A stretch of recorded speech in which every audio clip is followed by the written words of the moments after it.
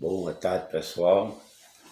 Aqui estou eu, Marcelo, hoje, em pleno domingo, pessoal. Hoje, para gravar mais um conteúdo do canal da Família Barra Oficial. Espero que vocês curtam o vídeo, assista até o final, faça o seu comentário, dê aquele likezinho para dar uma força no canal e se inscrevam, aqueles que não foram inscritos, se inscrevam no canal para dar aquela força, né, pessoal? Tá eu aqui, Sueli e o Vitinho, né, Vitinho? Oi, gente, boa tarde, tudo bem com vocês? Espero que sim, um feliz domingo, cheio de paz e saúde, beleza? Né, Vitinho? E agora o papai vai contar a história, né? Liga pro pessoal dar um like, né? Não é isso? Tá certo, Vitinho, na hora. Então, pessoal, hoje o conteúdo que eu vou contar a história é de uma mulher que vocês depois vão descobrir quem é ela. Ela era chamada de Maria de Déia. Aí vocês vão pensar quem seria Maria de Déia. Ela nasceu no dia 17 de janeiro de 1910, numa fazenda chamada Malhada da Caiçara, onde hoje é a cidade de Paulo Afonso, na Bahia. Então, pessoal, é a história da Rainha do Cangaço, ou simplesmente a Maria Bonita, que na época era conhecido como a Maria de Déia. Ela, ainda muito jovem, casou-se com um primo e era conhecida como Maria de Déia, a mulher do sapateiro. Mas ela era uma mulher muito valente e destemida, e ela, quando discutia com o primo, o esposo, ia para a casa da mãe e dizia que o marido dela era um frouxo. E ela, o sonho, enquanto as outras mulheres da época morria de medo de Lampião e seu bando, quando eles chegavam nas fazendas, na cidade, o povo fechava as portas e se escondia com medo de Lampião, o rei do cangaço e seu bando, né? Enquanto isso, a Maria de Déia dizia ao pai, que era coiteiro do Lampião, que o sonho era conhecer o Lampião. E a partir do momento que ela conheceu o Virgulino Ferreira, o rei do cangaço, não pensou duas vezes. Naquela época, nenhuma mulher fazia parte do bando ainda, pessoal, porque o bando andava dentro das caatingas, não tinha lugar certo para dormir e vivia fugindo das volantes, era perseguição enorme. E por isso nenhuma mulher fazia parte ainda do bando. Foi até que a Maria Bonita foi a pioneira a ir para o bando de Lampião e, como dizia a música da Amelinha, amansar uma fera perigosa, né? Foi o que ela fez com o rei do cangaço. Se apaixonaram e ela foi embora com o rei do cangaço. E a partir daí a história conta que várias mulheres, depois da Maria Bonita, faziam parte do bando.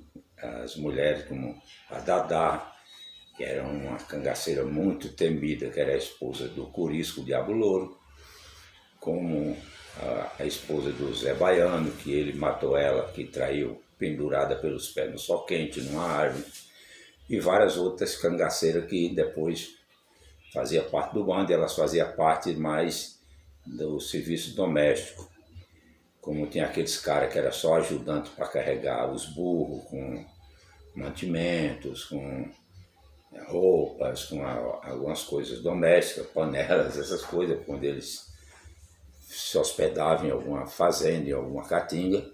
Aí essas mulheres começaram a fazer parte do bando e fazia mais a parte de roupa, do serviço doméstico.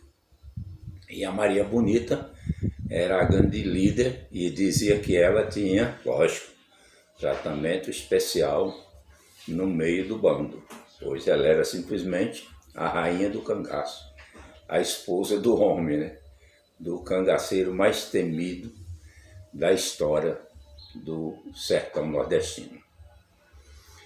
Então, pessoal, dizia que ela era das primeiras a pegar em armas, pegar no fuzil e ir para a batalha.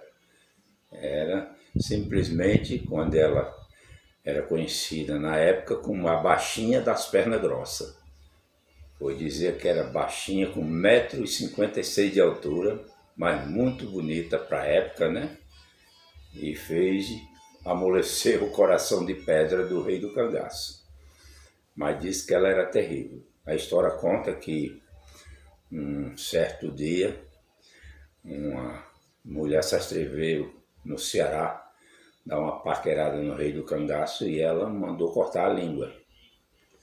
Ela era cruel. Disse que uma vez na beira de uma lagoa, eles estavam hospedados e ouviram gritos, e quando viram, era um cangaceiro estuprando uma mulher que estava lavando roupa na beira dessa lagoa. E ela gritou: capitão, mande os homens segurar esse cabra. E ela, com um facão, cortou as coisas do cabra? Cortou as coisas do cabra. Ela era sanguinária, ela era cruel. Para fazer parte de um bando tão temido, a rainha do cangaço, além de enfeitiçar o homem, o rei do cangaço ainda era muito destemida. Pegava em arma, ia para a batalha e não aceitava injustiças, no caso, né? Assim como queira, né? Pois ela disse que mandou segurar e cortou as partes íntimas do cara, do cangaceiro que estava estuprando a mulher. Ela era danada. Aí dizia que na época o que ela mais gostava era de criar cachorro. Ela tinha os cachorros de estimação. Até as imagens muito antigas que a gente puxa sempre mostra ela com cachorro. Então ela curtia muito os cachorros, chamava os cachorros da Maria Bonita. Então, pessoal, é a história dessa mulher que na época já era uma grande guerreira, né, para acontecer tudo isso. Uma simples mulher que morava em uma fazenda e foi muito destemida e fez parte desse bando que aterrorizava o Brasil, principalmente as cidades brasileiras da região Nordeste, né? Dos sertões. Então, é a história da Maria, que é conhecida como Maria de Dé, que era a mãe. Depois foi que ela ganhou o nome de Maria Bonita. A Maria Bonita fazia o rei do cangaço tremer na base. Fazia, sim. E ela diz que tinha orgulho de ser chamado a rainha do cangaço, né? E ela nasceu, pessoal, em 1910 e aos 28 anos de idade, ela, numa emboscada lá na fazenda Angico, a Volante conseguiu uma armadilha matar eles e cortar a cabeça, inclusive. Diz que uma das primeiras cabeças a ser decepada foi a dela, a da Maria Bonita. E a Volante também temia muito, que ela era muito valente. Não dava como é pingo não é pingo d'água, não. Exatamente.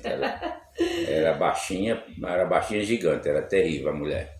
Muito valente e para conviver com o rei do cangaço e ter uma certa dominação tinha que ser fera mesmo. Para ele sair, para ela falar e ele sair dizendo: você parece que é louca, parece que é louca. Dizem que quando ela discutia com ele, por qualquer motivo, ele saía de perto. Ele dizia que vamos sair de perto que ela tá louca, que ela era doida, né? A bicha não pensava duas vezes não para tomar qualquer tipo de atitude.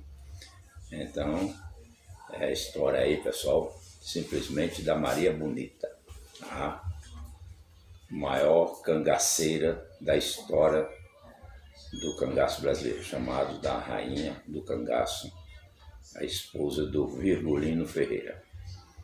Inclusive disse que na época também tinha outra que era a cangaceira Dadá, que era a esposa do Diabo Louro, que era aqui de Água Branca, aqui próximo a Santana do Ipanema, em Alagoas. A Dadá era dali. Aliás, o Diabo Louro que era dali. A Dadá era de Belém do São Francisco, que é uma cidade próxima a Petrolina, em Pernambuco. Também era uma cangaceira muito destemida, pessoal, mas outro dia eu conto a história da Dadá. Hoje é a história da Maria Bonita, a rainha do cangaço. Aí, pessoal, eu espero que vocês curtam o vídeo, façam o seu comentário. Se tiver algum pedido de alguma história para me contar, pode fazer que eu pesquiso e conto. Um bom domingo a todos. Faça o seu comentário, dê aquele likezinho para dar uma força. E aqueles que não for inscrito, quiser se inscrever no canal, se inscrevam para dar uma força ao canal Família Barros Oficial. Tchau, um bom domingo. Deus abençoe a todos, fiquem todos com Deus. Vitinho, dá tchau, manda um beijo pro pessoal. Vitinho, e manda fazer o quê? Dá um... O sininho. Aperta o sininho e dê um like, né? Pipi, dê um like, né, Vitinho? Até, valeu! Valeu!